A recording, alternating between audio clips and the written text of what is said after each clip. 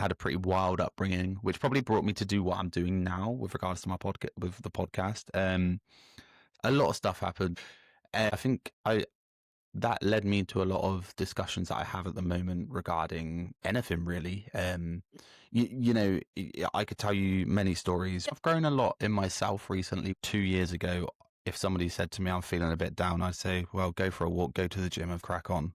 That was me. And then what it was is we actually just did one episode on addiction and mental health, and something clicked with me, and that was it.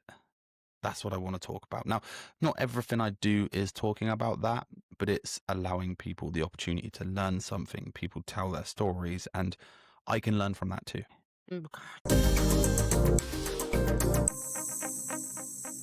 Emotionally unavailable. Do you ever feel like no matter what you do, it's not good enough? Like perfect is the only standard, but you're still left feeling behind? Perfectionism keeps us stuck. It robs us of peace, of our joy, and the freedom to just be. That's why I created Beauty of Imperfection, Good is Enough, a guided workbook to help you let go of the pressure, quiet your inner critic, and start celebrating progress over perfection. Inside, you'll find tools that remind you your worth has never depended on being perfect. It's time to embrace the beauty of imperfection, because good really is enough. Let me remind you, you are always worthy. You already are. Get your copy of my workbook today. Let's do it. So I want to first address the fact that you were a little leery about what you could offer as a guest because you're a podcast host. Because I think that's bullshit because you're super interesting. So I kind of wanted to know first because, well, just for the audience to know, we connected through our buddy Pete and we're in a group chat. So like I Yep. know some things about you, but I really don't know that much about you. It's more like, I mean, I can feel your energy, that you're a very genuine person. You're a kind person.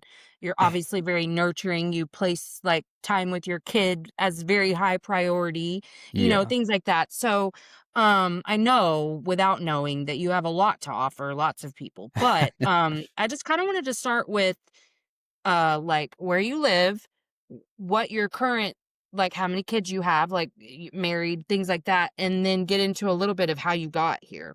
Yeah, no, sure. So I live in the southwest of England. So I live near Stonehenge. So that's how most people know.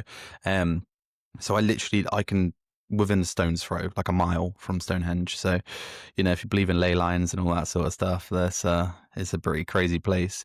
They do something called summer solstice there, which is basically, Yes. and I've been to that a few times.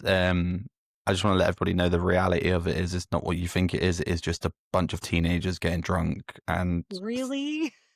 some people dressed as druids, like doing some Like, weird don't shit. travel all the way there to participate in summer solstice if you think it's going to be a bunch of like hippies sitting around with their kids. Yeah, I mean, imagine a really, really shitty festival. Well, no, because they don't have music. Imagine a festival without the music and without the upbeatness. That's Just pretty a much what bunch of you've got. drunk people. Yeah, exactly. I mean, Okay. it was great when I was a teenager. Oh, I bet you loved it. Yes. Yeah. You're like, you guys, there's something to this summer solstice stuff. I feel really good about it. So, fun fact about me, I've slept on top of Stonehenge. So, yeah, that's kind of cool. Wow. Yeah, Hey, not everybody can say that. Actually, very few people, I bet, if you yeah. take the amount of people versus the amount of people in this world. Yeah, I mean, my dad used to be a security guard there, so hence why I get the opportunities. Um, so yeah, that's where I'm from. I have a fiance who's from the States. Oh, I So didn't realize your fiance's from the state. yeah, she's from California. Oh my God, how cool. So I come over there for like 6 weeks of the year, most years. But to Tennessee because that's where her family Okay. now live. So I love America. I'm in the process of applying for my visa, but again, at this moment in time, it's a bit hit and miss. Not happening. Yeah. Yeah. So yeah, and then I got a little 2-year-old son. His name's Grayson, and changed my life, obviously, as you can imagine. He's going Ooh, through. 2-year-olds. Woo. Yeah, I was going to Your say he's hands just are started. full. He literally climbed out of his cot for the first time last night, and we're like, oh shit, like what do we do now? So we're working through that. So any tips would be appreciated. I mean, I personally, at 2, the first time they climbed out, I went ahead and just got them the toddler bed because I didn't want the I was a very anxious parent who So am I. I was really leaning into my catastrophic thinking at that time of my life. And Yeah, so I'm I like, was is he gonna like, break his arm, break his leg? right. What's happening? Yeah. Exactly. Now, my daughter stayed in a crib longer than any of the others, and she'd just kind of decide, do I want to climb out this time? Do I not want to climb out this time? But she was probably the safest because my boys, they were wild, you know. But yeah, we kind of just we kind of just let her do what that third one, baby, that third child, they get what they want, you know. They really do. The first one gets they bear the brunt of all of your unreasonable expectations. The second and third, wild child, don't even, I love to meet first time parents who think they're so perfect at parenting and they have the most perfect child. And I'm like, oh, you do. You have the perfect child because all first children are perfect. And then you get that second one who shows you don't know shit about shit. And then the third one, ooh, it's a free for all. It's a free for all. But yeah, I personally switched to the toddler bed then that way, and we just worked on a routine, you know, like they would listen, they come out of their little bed and they're like, hey, and then I just sweetly walk them back to their bed and say, and now you're going back to sleep. Mhm. I would much rather do that than worry that they were gonna like fall out and break their neck. That was my big worry, was you're gonna fall out head first. Yeah, yeah. So what we did is we just put him back into a sleep sack. He can't Oh, climb now. okay. He can't Yeah. climb now, you know. And he likes it? Yeah, he's chill. Oh, right on. He's not too chill at bedtime at all at the minute anyway, but he's as chill as he can A be at the 2-year-old moment, is you know. gonna be. Yeah, So exactly. yeah, that's sort So, of my like, little family. what about where you came from? So you said your dad was a security guard, and, like, what Hmm. are your parents still married? Are they still Yeah, yeah. around? So my parents are still married, still around. They have my son every Friday without fail. Well, other than tonight, funnily enough, I just said without fail, but usually every Friday he'll stay at his grandparents.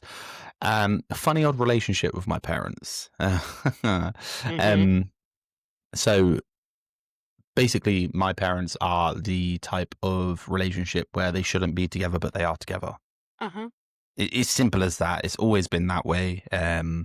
You know, I had a pretty wild upbringing, which probably brought me to do what I'm doing now with regards to my Mhm. podcast, with the podcast.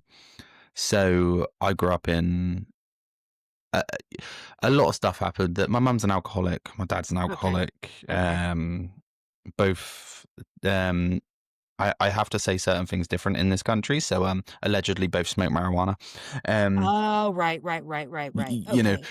and so yeah, I think I that led me to a lot of discussions that I have at the moment regarding anything really. Mhm. You know, I could tell you many stories where my mum's thrown knives at my dad. I've seen them beat Yep. each other up. Like, I've seen my mum have a mental breakdown and end up in a mental institution. Right. So Four your parents are suicide still together attempts. because they're codependent. Hundred That's percent. it. Period. 100%. Yeah. Yeah, and I Yeah. kinda okay, thank you for sharing that because, like, I don't know if you know I have addict parents or did, they've been dead a long Hmm. time, but, um, the reason I asked you about your upbringing is because in your Podmatch profile, you said that you're looking for emotionally intelligent people to have these conversations with. Now, I think you have a lot of different types of conversations, Hmm. as do I, but, the fact that you spelled that out very specifically made me feel like you came to emotional intelligence on your own, not because it was ever modeled for you, 100%. and that now I would bet you that people who come off as emotionally unintelligent are very triggering for you. Um, yeah, I mean, I've grown a lot in myself recently with regards to that. I mean, listen, I'll be the first person to sit here and say, 2 years ago, if somebody said to me I'm feeling a bit down, I'd say, well, go for a walk, go to the gym, and fucking crack on. That was me. Mhm. You know, Mhm. I grew up in shit. I've been through the shit. So for me, it was like, listen, don't sweat the small stuff, and that's me now. I'm very relaxed. I'm very chilled. Um, you know, whereas my fiance from California, very different style, you know.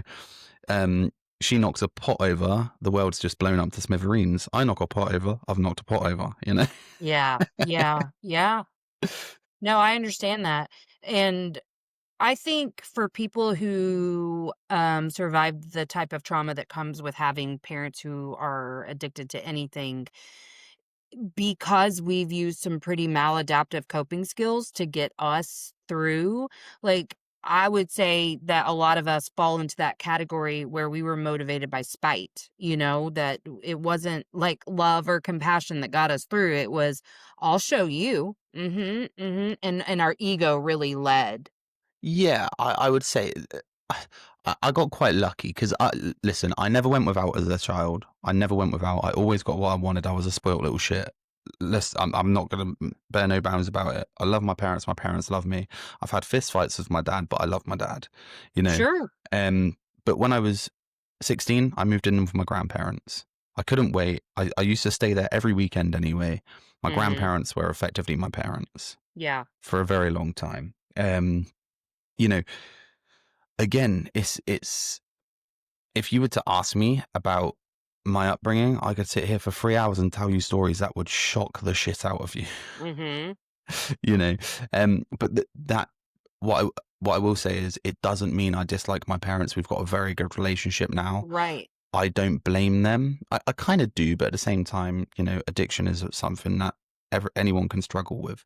But I didn't do anything out of spite for I would say maybe spite, but it was, I want to be better. I will never be like you. That is my aim. I want to be my grandparents. Yeah. And when you mention about the emotional maturity, I think that's where I get that from, is growing up with my grandparents. I'm very old fashioned in that way. I'll open the door for a woman. I will, all of these bits and bobs. Right. Well, do you feel like you have experience coming across people now who maybe have your old attitude about how to cope with things and 100%. see like where you were wrong in the way that you were thinking? No doubt. So, yeah, I come from, I mean, if you see me on the street, I go to the gym, I've got tattoos, I've got a skin fade, I'm the typical fucking man's man, how I Right. look. That's how I look. And that's what my friends are like. So, my best friend, Liam, he is a giant of a human. He looks like a Greek god. I wouldn't take my girlfriend around him, I always say that as a joke. He's a very nice guy, but he is that person. Chin up, man on, walk forward, go over it, right? I When he says that to me, I do not. It doesn't make me think less of him, but it allows me a chance to then educate him, in a sense. Now, trying to educate 6'4" absolute unit is easier said than done. But what I will do is I can now harken back to my podcast and say, well, I was speaking to this person and I learned Mhm. this, and I've learned a lot about myself doing my podcast. And another thing to note on that is my podcast didn't start off being what it is now. Yeah, what did it used to be? So the epitome of what I was just saying is what it was. It was me, one of my mates, and my uncle talking about lad shit. What we did on a Mm. night out, sex stories, all of the cringiest shit you'll ever hear, right? Mhm. And then I got to a point where I said, no, this isn't right. And then I wanted to do it topical, so I've got episodes just strictly on marijuana, strictly on the government conspiracies, all this. And then what it was is we actually just did one episode on addiction and mental health, Mm. and something clicked with me, and that was it. That's what I want to talk about. Now, not everything I do is talking about that, but it's allowing people the opportunity to learn something. People tell their stories, and I can learn from that too. Mhm. How do you feel like having the people that you've had on your show has really impacted you? Do you know what? It's funny because I, as I said before, I wasn't a massive mental health advocate before. I wasn't. I So I've learned so many things about, well, myself, for an example, how to deal with certain things and how to cope with certain things. That's helped me a lot. In fact, I'm good friends with somebody who I interviewed now called Dave, who actually lives not far from me, funnily How enough. cool. And he went through serious addiction, and the things I've learned are grounding, exercise, all the physical sides of it that I Mhm. want to do and can do, I will do. Um, but there's things that just aren't right for me as well, such as journaling. You won't catch Right. me journaling because I just can't do it. I Yeah. can't put my head to it.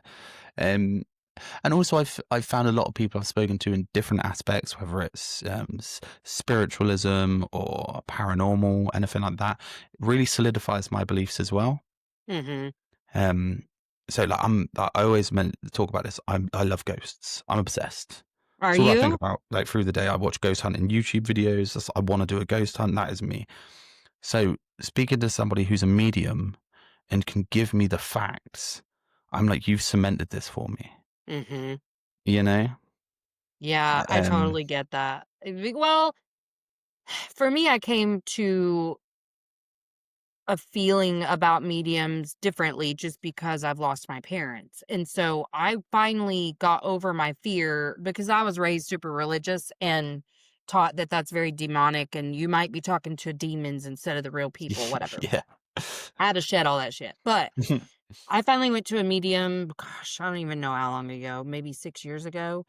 And it was so life altering for me because my parents had been gone, I think at least 20 years at that point, and I was like, "I just wanna know if they're proud of me." Like, because Yeah. I don't think any kid ever outgrows the desire to hear their parents say, "I'm proud of you," 100%. but at the time, I still had so much healing to do that some of the things he said didn't make sense to me, but then as I've had different mediums on my show and they say the same thing that he said, it's like I can hear it in a totally different way. So, astrology really like opened my eyes to so much spirituality because before I kind of like I went from super fundamentalist Christian to nothing. I had no belief in anything. Well, I was like I'm open to the idea of the word universe. Like Yeah. I couldn't, like, fully believe in anything because I had definitely shed that belief, but then whenever I had, like, an open heart about universe, and Okay. then, looking at astrology and seeing, like, "Holy shit, this really is a fucking blueprint for your life," like, and you can and I did kind of believe in the idea of reincarnation, Yeah. so, like, I was like, "Oh shit, like, I kinda see my family history here and just everything," and so as I started to believe in that, the word universe really meant something to me. And that's really probably still what I'm the most comfortable with. I know a lot of people use the word source. Hmm. Some people even use the word God, but don't mean it like as the Christian God. Um, I personally am super triggered by God. So, like, I don't use that word, but like, I'm really strong in my understanding and belief in universe. But damn, dude, meeting mediums who like because the one that really fucking changed some shit for me, her name's Kat, and she was my mom always pops through like immediately. And I was her only girl. I was the middle child and I was the only one she physically abused. And there was some shit there. I, like you, loved my parents. Like, Yeah. I was taught about addiction from the time I was little, and I was led to an understanding that, like, this isn't about me. Even though I did take it personally and I did inherit all of this shame over it and whatever, really, it was my narcissistic grandma who had much longer lasting impact on me than they did. Yeah. But when she connected with my mom and she said, "I just get the feeling that this life was kind of a test your mom didn't pass." It finally clicked because I understood what the first medium was saying. And I Yeah. was like, Yeah. "Oh shit, you're right. Like I get it now." Because if we are all here under soul contracts, like you pick your parents, you pick your experience, whatever, she just didn't make it. They just weren't able to, like, get through the trials and tribulations of what fucking being a human is sometimes.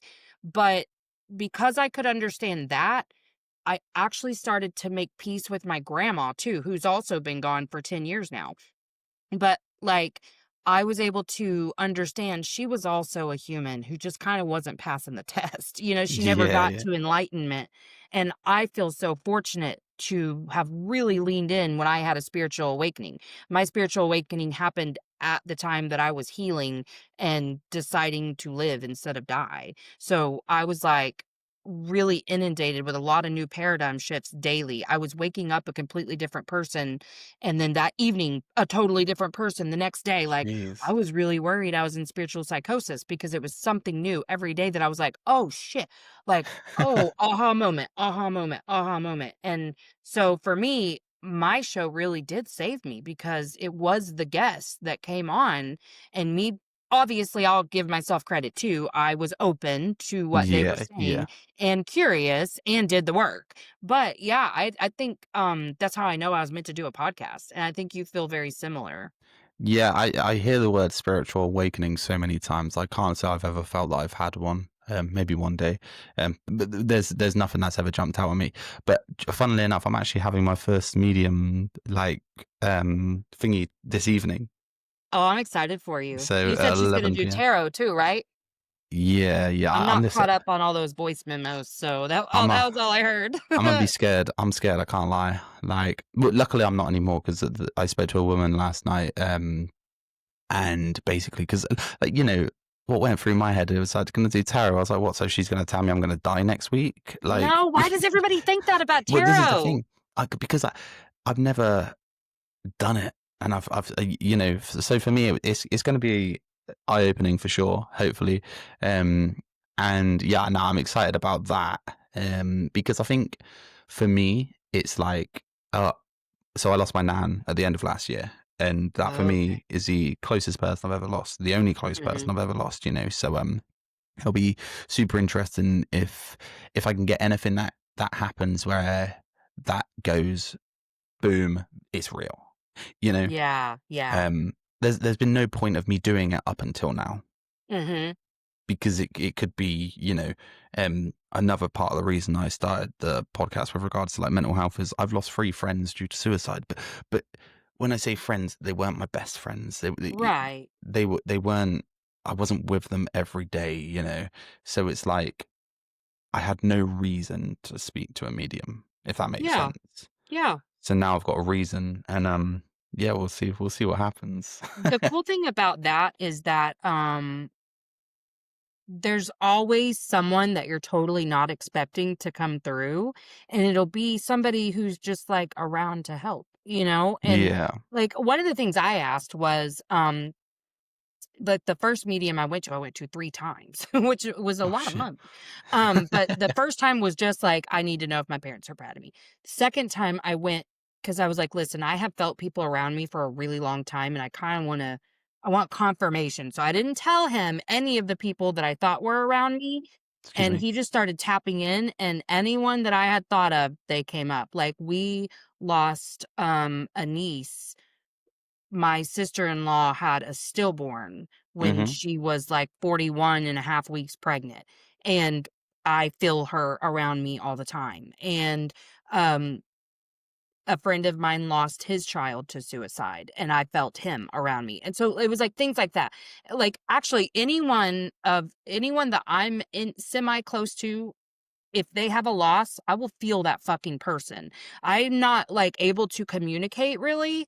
I don't know how to do it, but I can feel that. I'll know who it is even. And I'm like, the fuck, what are they doing? Or like I have a friend, I don't know if I've ever told my friend Suzanne this, but like her husband Larry died a few years ago, and I have always like it'll pop up here and there where like I'm like, well, that's weird. I wonder why Larry's here. I don't know how to communicate, so I don't know what they want. I don't know, whatever. But I think they just like are around people who can feel them. So like that's the what I went for the second time. The third time I was like, are is it possible for people in your family to be on your spirit team? And he was like, yeah. And he's like, oh, are you asking because you want to know if your mom's on your spirit team? And I was like, yeah. And he's like, yeah, she is. And so, like, I was expecting that, but then I've had other people come in that I didn't expect. So I can't Okay. wait to hear about your experience with it because for me, it's been very healing. And now that you're in an open place, I think it's going to be a really good thing for you too. And I don't know what people have seen on like TV or movies around tarot that makes them feel, because I've had people say that to me, like, I don't need that kind of negativity in my life. And I'm like, that's not how I use tarot. So I don't know. Cause I don't read tarot as much anymore, but I was really doing it a lot for a minute. And so I'd be like, do you want tarot reading? They're like, no. And I'm like, why? What the fuck? I understood it for religious reasons. They felt like it was demonic. But for the people who were like, no, but I don't want that negativity, I'm like, I don't understand this. Yeah, I think for me it's going to be eye-opening for sure. And it's funny that you mentioned, that you feel like you can communicate.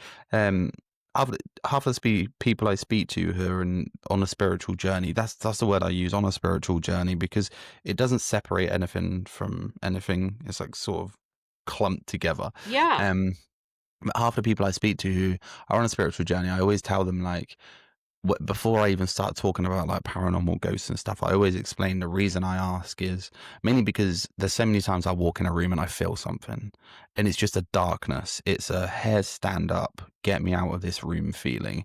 And it's not just a dark room I'm scared of. It's, what the fuck is this, Mm-hmm. And that happens. And then once I've spoken to them a few times, they'll be like, dude, you've got the gift. And I'm like, in my opinion, everybody's got the gift. It's just Yes. being on the frequency to unlock it. Mm-hmm. And I'm nowhere near there. But I do think as I'm opening up, it's definitely coming through. And it's like, for me, it's when you mention about, believing in what you believe, do you like God, whatever? For me, there is a something. I do not know what it is. I do not know Mm-hmm. who it is. And I don't think it's a person. I don't think it's this almighty God, Allah, whoever. No, it's just something. Mm-hmm. It could be a wisp, it could be a ball of light. I don't know, but I believe there is something that is not so much guiding you, but just there for you, if that makes Mm-hmm. sense. But also with regards to, like, if anybody is listening who's like Christian or Muslim, Judaism, anything, whether I believe what they believe or not, as long as it leaves a positive impact on their life, Mm-hmm. fucking go for it.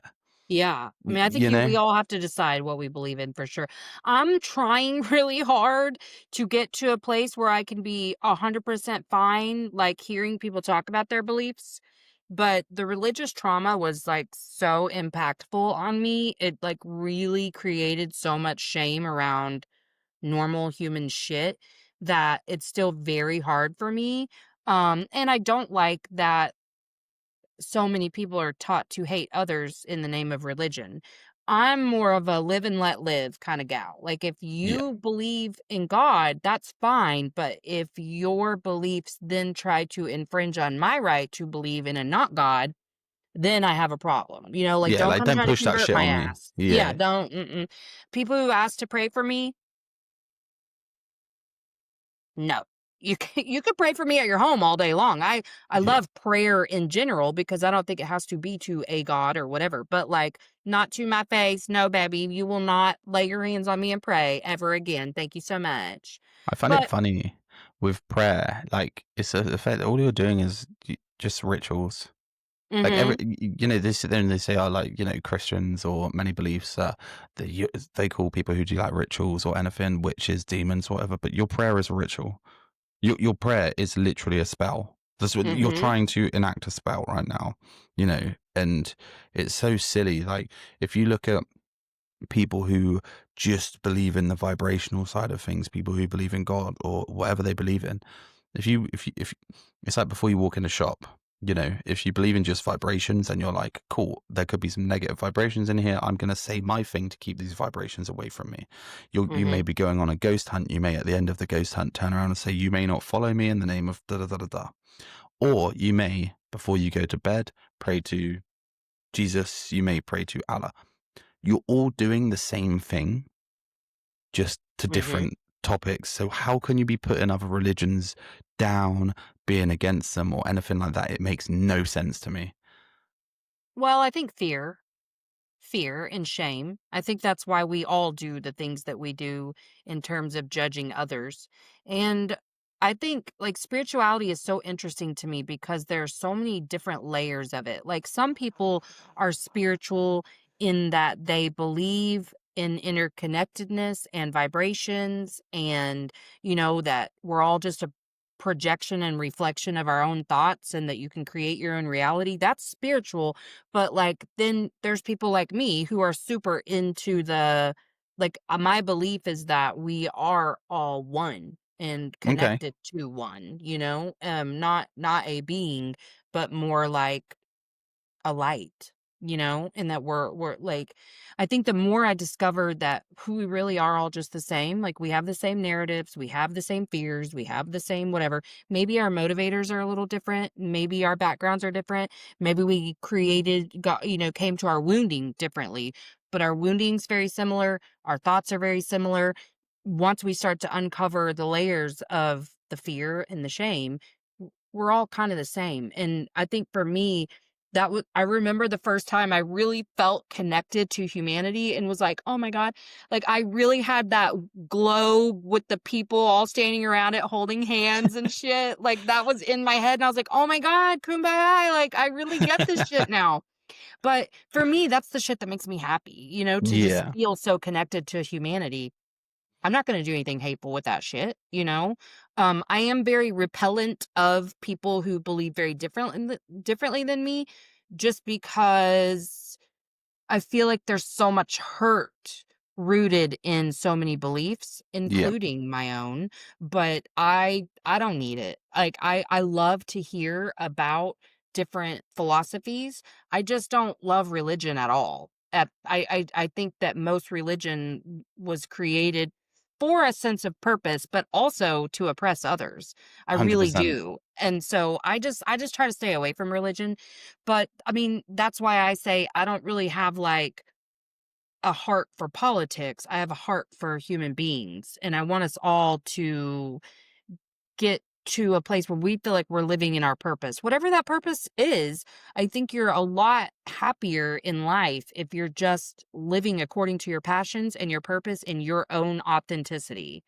Yeah, yeah. No, I'm very much just do your own thing, right? Just do your own thing, and you don't need to push it on others. That's it's the easiest way to get through, and it's the best way to get through, And I think even when you talk about religion and things like that, it's like cool. But if you're pushing these things on children, it's like they don't have a choice, and then when they grow up, they're either fucked up from it, like not, or they're gonna rebel or they're indoctrinated into something they didn't sign up for. Mhm. Like I say, live and let be, but like even people who are pushing it on their children and things like that, I just can't comprehend it. Like people should be able to choose their own thing. It's Yeah. Yeah. That's with my kids. Well, I was pretty fundamentalist when the oldest was young, but by the time he was really forming thoughts or whatever, I was out of the religion. But I've always kind of been like, whatever you want to believe in, I'm fine with. But my oldest did come to me like when he was somewhere in his teenage years, kind of jealous of the people who did have this faith. hmm Like his I can religious understand that. friends seemed more solid, and I understand that because even when I left the belief of Christianity, I still had a belief in something where you are, where you're like, there's something. hmm I don't know what. I was comfortable calling it universe, but like I felt connected to something. But like I think, doesn't feel that sense of there's something bigger than me, even if it's just my higher self. You know Yeah, what I mean? yeah, And I think really leaning into my own intuition has made me really comfortable with the fact that I do believe there's a higher version of me, who's stripped of all of the fear and all the shame and just knows the shit, who's really connected yeah. and leads me. And all the times I would have credited God, or even one day, like I got this text message. I've talked about this a couple times. I got this text message that said that somebody had used my card in Texas. And were you in Texas? And I was like, no. And they're like, great, we're gonna call you to discuss this charge or whatever.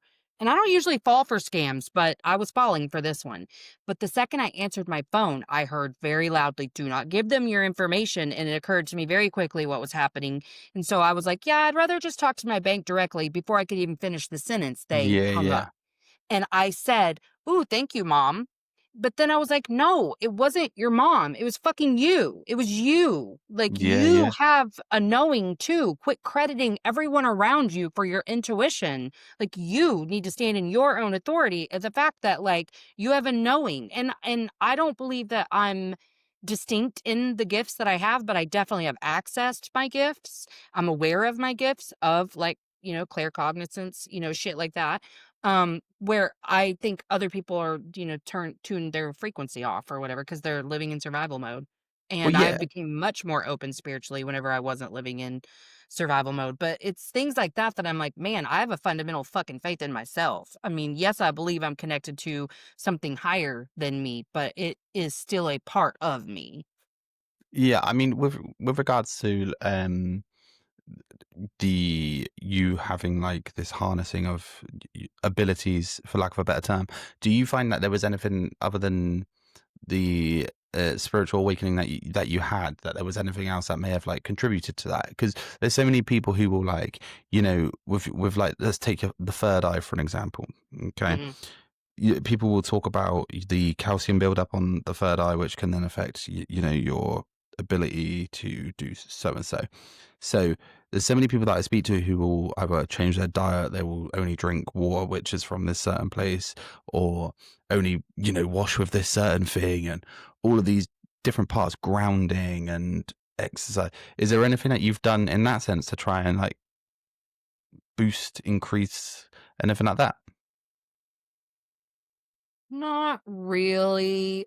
Mostly just like, learning to do spell work, like Okay. different shit like that. But no, it's more I've tried to just get really still and raise my vibrations truly. Because I've always had like the ability to where if we are friends, we are spiritually connected. I'll know when something's wrong. Like I'll be like, "Hey, are you okay?" And my friends are like, "Oh my God, are you psychic?" Like my whole life, that was a thing. So I've always known I had something there. But when I say spiritual awakening, it really was this understanding of something higher than me. The evolution of that for me has been it is me in a higher form. So I think for me, I haven't gotten super into like, more of the monkey type Hmm. lifestyle, like the monkish folk. Yeah, yeah. I'm really pretty normal. Like I haven't done any of like the super woo woo shit yet. Not that I'm not open to it. I believe in very woo woo shit. I love to watch other people who do super woo woo shit, but Just not there. no, more just like shadow work, trying to understand why the fuck I do what I do every day because I really do connect it to the emotional piece too.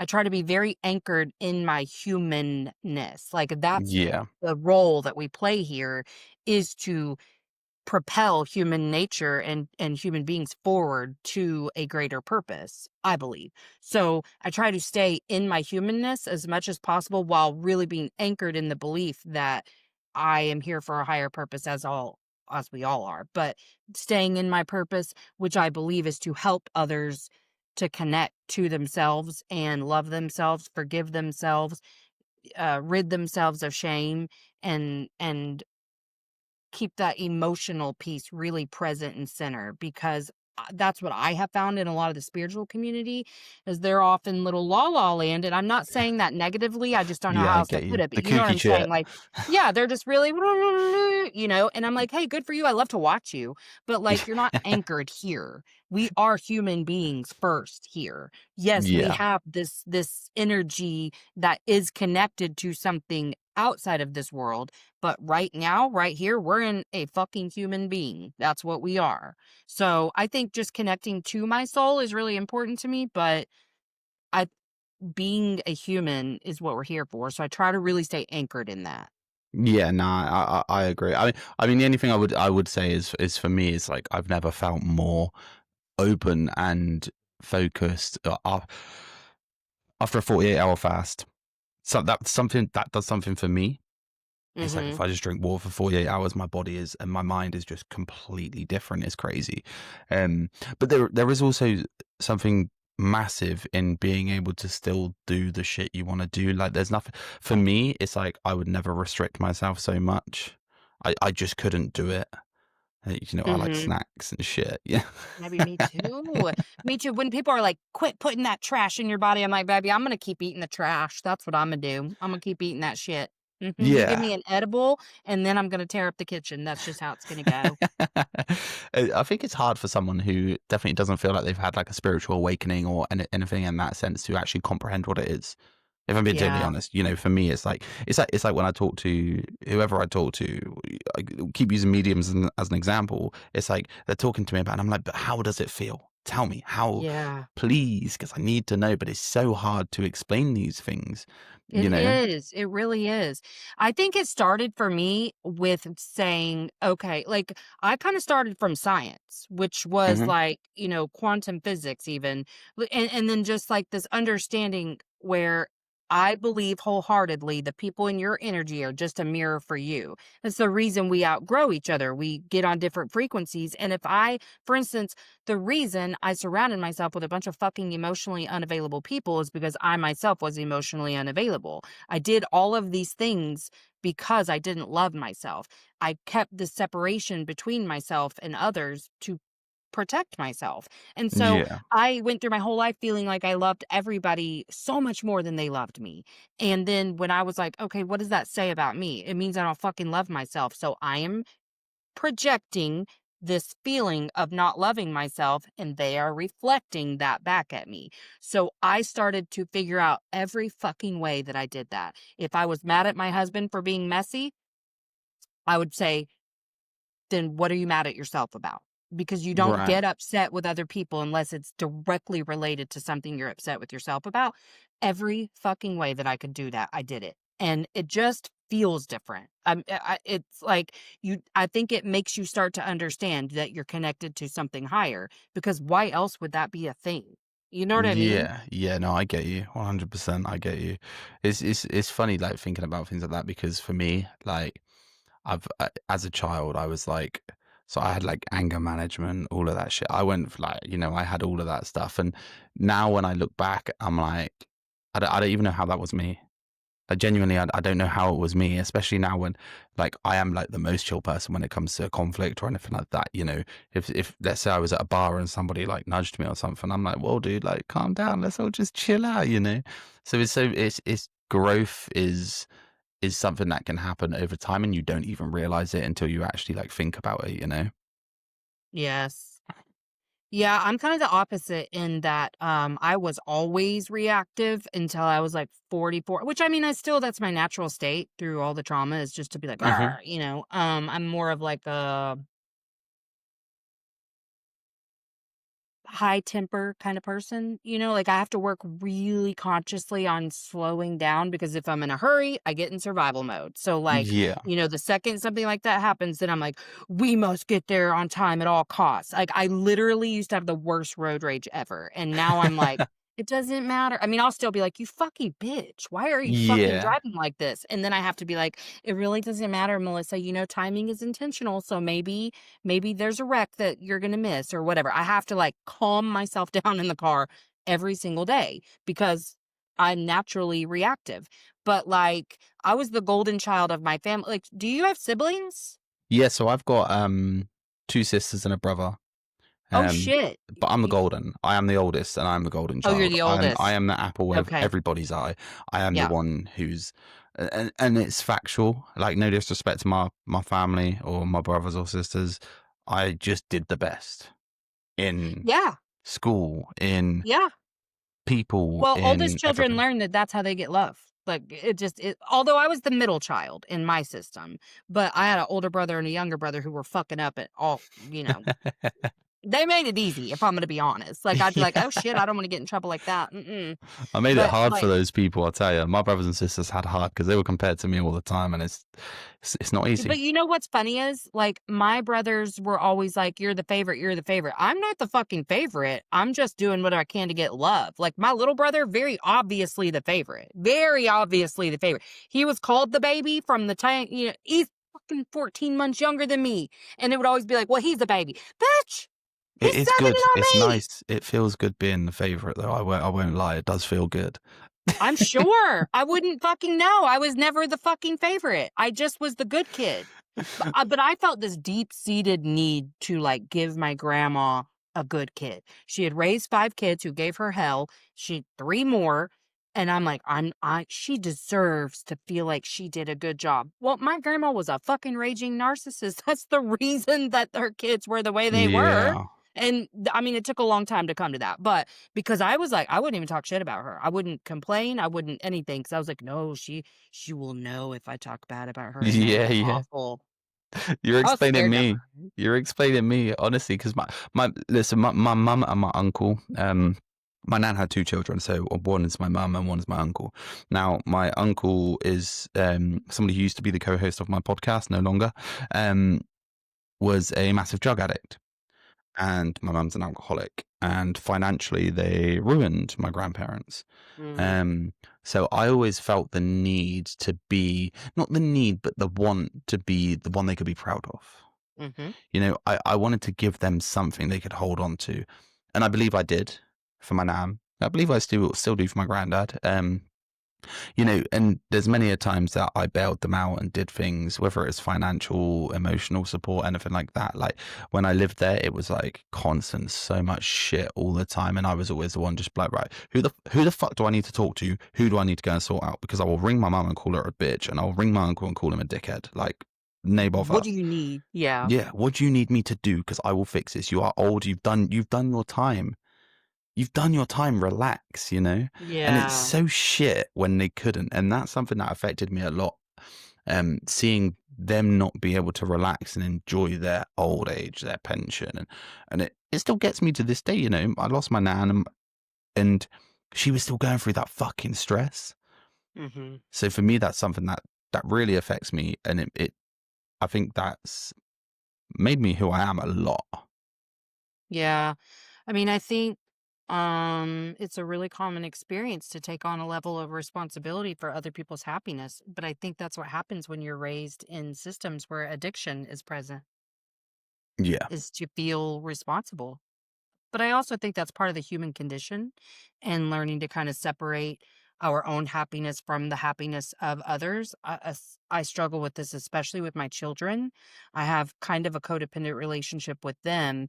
They don't with me, thankfully, but like where I struggle to feel happy if I know one of my kids is unhappy. Hmm. And I mean just like over the dumbest shit. Like if my 22-year-old home, he moved home a year ago to go back to school, and if he was in a mood, I immediately no happy for me. I'm in a mood too. I'm gonna ride Yeah. this wave with you, and not because I wanted to. I didn't know how to like fill myself up independent of him.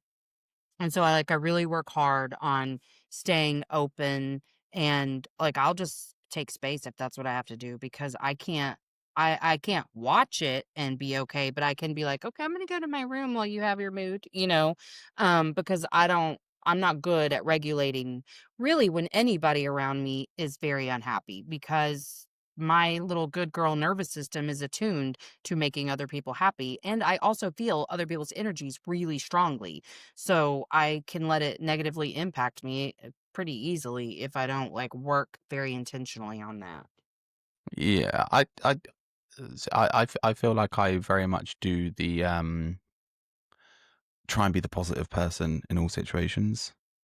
So that's sort of how I deal with things. Like no matter what's happening, I'm like, cool, right? How can we sit down, level it out, relax, and work out how to go forward? We don't need to look backwards. We don't need to. What can you change about the past? There's nothing. Right. So let's look Right. forward. How can we resolve this? Why be pissed off at something that happened even 30 seconds ago when the next 30 seconds are coming? Mhm. Mhm. Well, and I think what you're doing there too is understanding that there are layers of truth and that, sometimes your brain is just going to feed you something just because it wants to keep you safe. But like what else is true in this situation? Because we'll Yeah. let our fear and our panic take over when we're upset and there's a lot of other truths that you could choose to latch onto, which is fundamentally like right now I'm okay. My needs are met. I don't have to be super afraid of the future, whatever it is.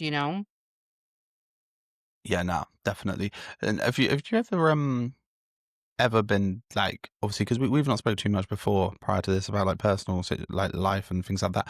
Have you ever been like, I don't like using the word depressed. I don't like that word. Like, but have you ever been like because I've been down recently within the past like 3 months. I've been down for the first time in my life, and I've never actually felt it until like then. And it's like I don't know. I struggle to, because I've never felt it before, and I struggle to understand like how people can feel like it and not, well, basically not just break the fuck down. Mhm. you Yeah. Yeah. and I for me it's like, how I like to know how people got out of it, if that makes Mhm. sense. I don't know.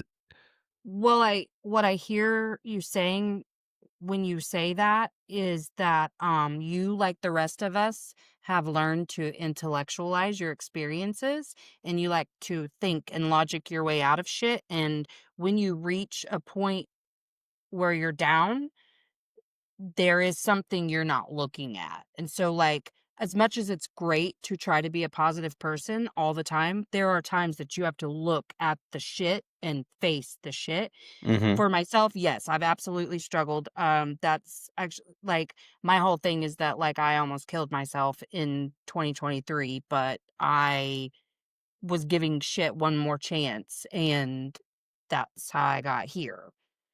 And for me, I really had to understand how my wounding was created and that I was covered in shame.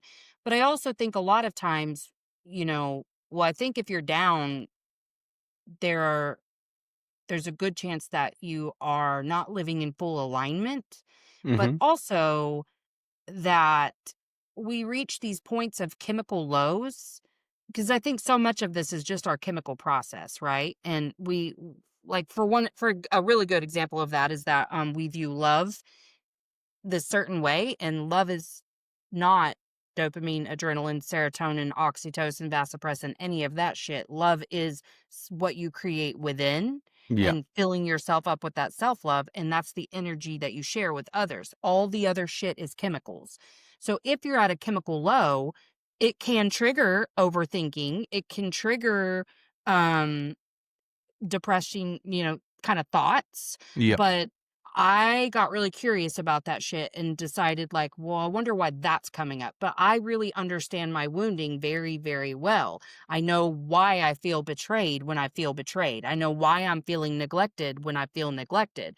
I also know when shame is popping up in me.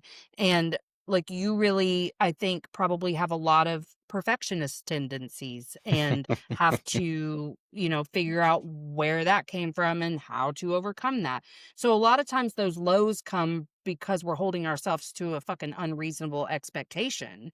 But in terms of the how, there's lots of hows. I mean, I have a whole fucking workbook on it, on my link tree. But like, I think that we assign meaning to shit that doesn't necessarily need meaning when we're at, because depression is just uh below baseline. So if this is baseline, you walk around feeling normal, above hyperarousal, Hmm. below hypoarousal, what do we need to do to get back up to baseline? Well, if it's just a chemical low, you can go fucking have a 30-second dance party and feel better. You can have a Yeah. conversation Yeah. like this and feel better because the energy exchange happens and you raise your vibrations, you get the chemical boost, whatever. A lot of us really are lacking in the ability to create enough dopamine. So you got to figure out, aside from like going and doing dumb shit to get dopamine, how to get it from healthy ways like exercise, which you are Yeah. well aware of, dancing, singing,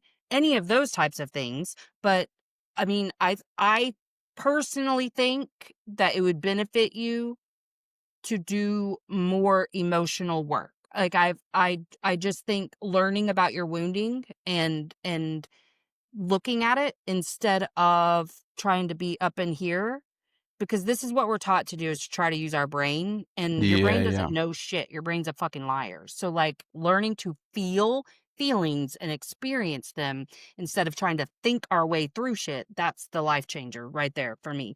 I still have periods of lows, but I'm really curious about them. I don't have any like thinking assigned to a period of low. If I'm low, do I need a nap? Do I need water? Do I need to exercise? Do I need to talk to a friend? Like, cause I just need more energy. I need more dopamine. Yeah, yeah, that makes total sense. I suppose for me, the reason I feel so not so out of touch with it is because I never had it before. Hmm. It's only ever happened once, and it felt very situational. Yeah. Well, and It that's a was thing. three things happen, and it's like your car blows up, you're about to lose your house, and then this, and you're like, what the fuck? Yeah. Like, what? Give me a break, bro. Yes. Yes. you know? Well, I think that we can make those situations worse by feeling victimized by them. And what I hmm mean by that is like, why the fuck is this happening to me? And I really switched my shift in thinking to, okay, this is happening for me, not to me. What am I like? What can I learn? Is there a resource that I'm needing to tap into that I haven't yet? I think it helps me with the whole like spiritual shit, because I'm like, I feel fundamentally supported. So I Yeah, do feel like the things that happen are happening for me and not to me. Like there's a purpose in the struggle. And I feel like I'm able to have as much light as I have because I've experienced the profound darkness and worked my way out of it. yeah. And I don't think there's very many people in the world that could have a lot of shit happen to them and not feel down, right? Well, So yeah, yeah. And I think the reason I bring all these things up as well, and the reason I actually talk about them a lot, is because like now it's all cool.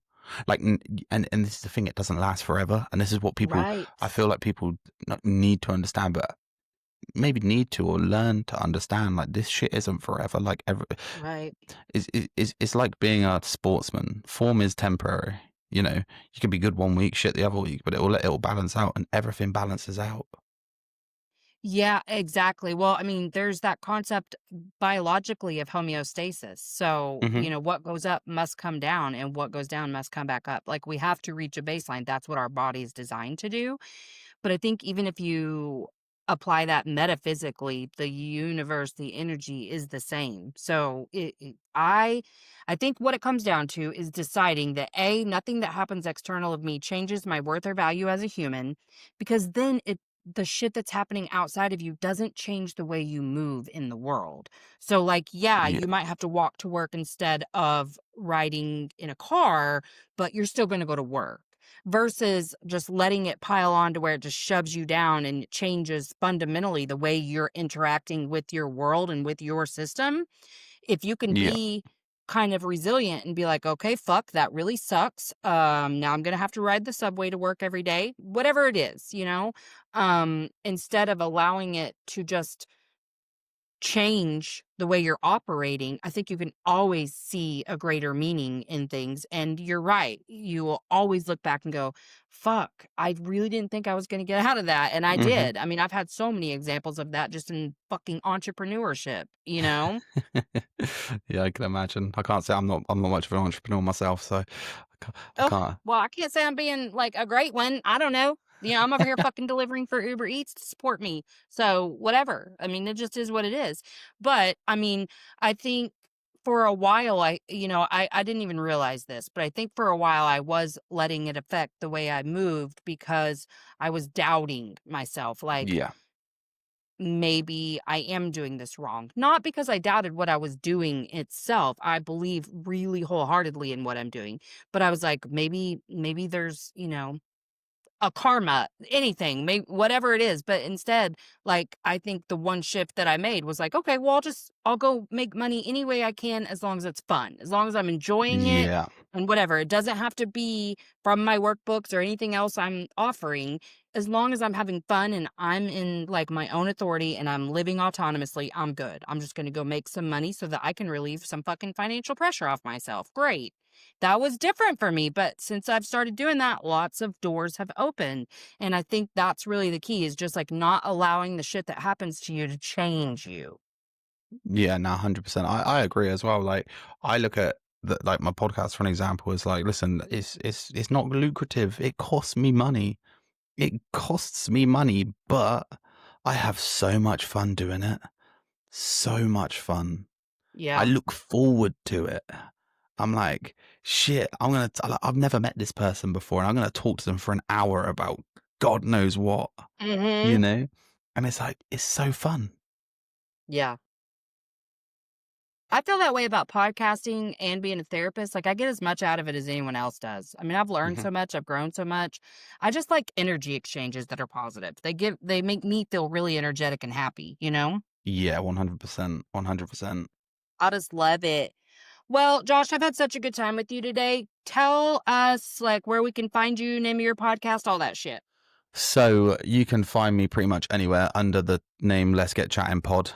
Chatting without a G, mainly because I'm a bit chavvy and I'm like, yeah, chatting, bruh. No, because with a G was taken pretty much. So yeah, Let's Get Chatting without a G. Let's Get Chatting Pod. And the reason I it's called Let's Get Chatting is mainly just because people need to talk to each other more, understand each other, and be able to talk. You know, men's mental health is a massive thing, along with women's Mm-hmm. mental health. I must say that, because I also disagree with the whole like men's mental health massive thing, because I think everybody's mental health is a thing, you know. Mm-hmm. And I will say goodbye, like I say goodbye to everybody on anything, and I always just say, when you ask somebody how their day is, actually fucking mean it. Just don't mean it as a greeting, because how are you is like, you're right, but when you're asking how are you, just mean how are you. Mm-hmm. Absolutely. I love that. Well, thanks so much for coming on. I had such a good You're time. welcome. It's been a pleasure. It's been a pleasure. Thanks for coming to Emotionally Unavailable. If you haven't already, like, subscribe, and share.